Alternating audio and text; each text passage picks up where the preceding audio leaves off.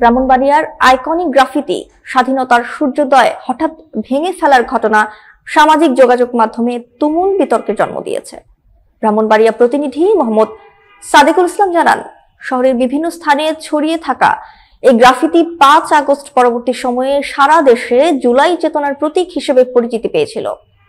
স্থানীয়রা বলছেন, কোনো পূর্ব ঘোষণা ছাড়া হঠাৎ গ্রাফিতি অপসারণ করা হয়েছে, যা সাধারণ মানুষের মধ্যে নানা প্রশ্ন সৃষ্টি করেছে।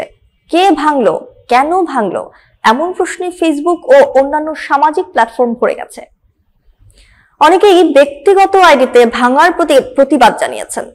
শিল্পপ্রেমী ও সচেতন নাগরিকরা মনে করছেন, এই গ্রাফিতি শুধু দেয়াল চিত্র নয়, বরং সময়ের চেতনা, সংগ্রামের প্রতীক এবং তরুণ প্রজন্মের আবেগের বহিঃপ্রকাশ।